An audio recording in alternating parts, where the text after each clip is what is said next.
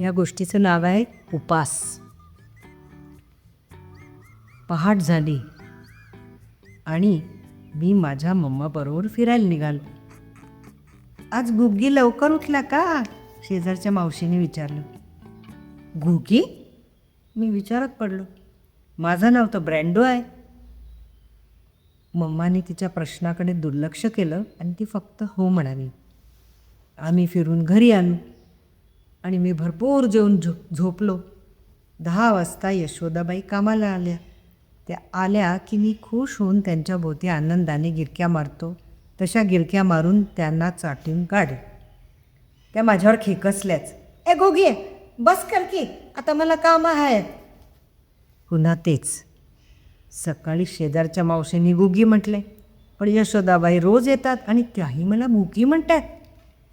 मला भुंकून त्यांना सांगावंसं वाटलं की मी गुगी नाही, मी ब्रँडो आहे.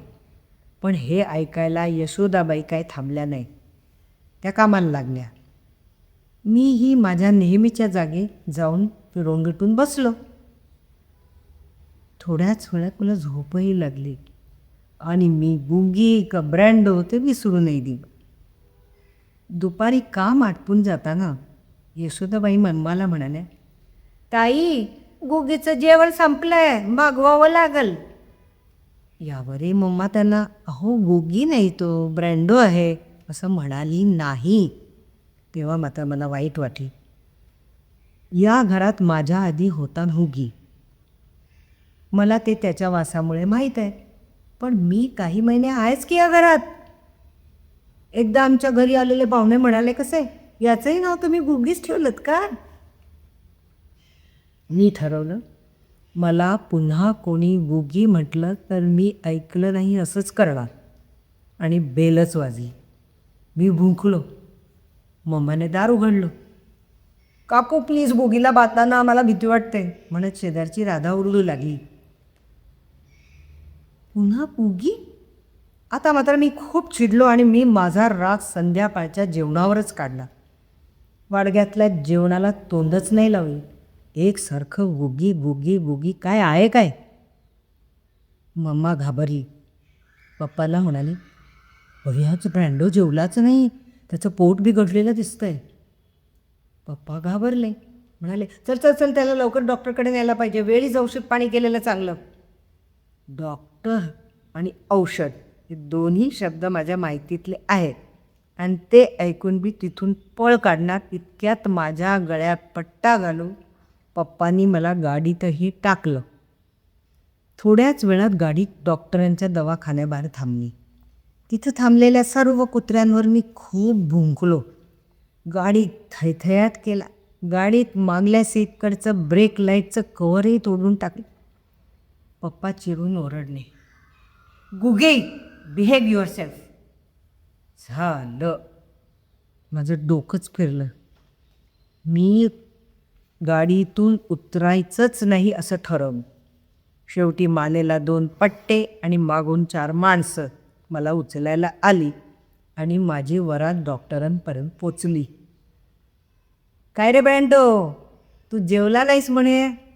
थांब, तुला एक इंजेक्शन देतो, मग बरा होशील.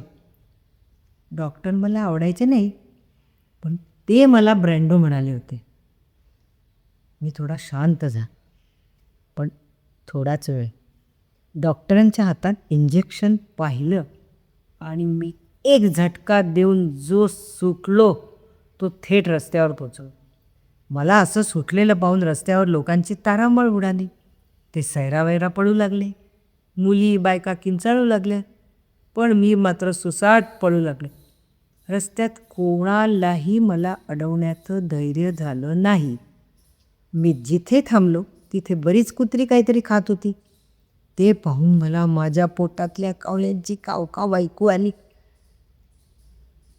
मीही ते खायला गेलो आणि मी विरुद्ध ते सर्व कुत्रे असं एक युद्धच सुरू झालं. 2-4 दगड अंगावर आल्यावर इतर कुत्रे पळून गेले आणि तेच माझ्या पथ्यावर पडलं. मी पटापट सगळं जेवण 1 मिनिटात फस्त केलं.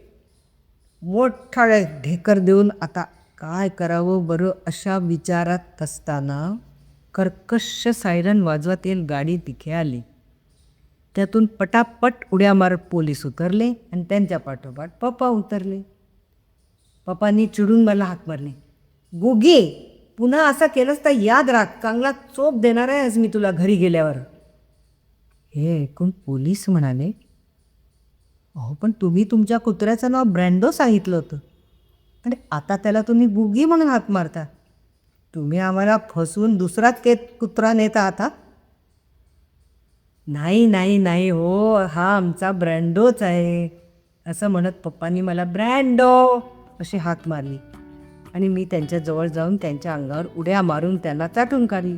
तेव्हा कुठे पोलिसांची खात्री पटली की मी गुगी नसून ब्रँडोच आहे याची. आम्ही घरी पोचलो. मी दमून भागून घाबरून टेबलाखाली जाऊन लपून बसून एक नियम केला, यापुढे कितीही राग आला तरी अन्न त्याग करायचा नाही. त्यामुळे उपास धरतो. राग गिळून पुढ्यात येईल ते संपवायचंच. मला गुगी म्हणा नाहीतर ब्रँडो म्हणा, नो प्रॉब्लेम. घरी माझ्या वाडग्यातलं जेवण जेवून निवांत झोपलो.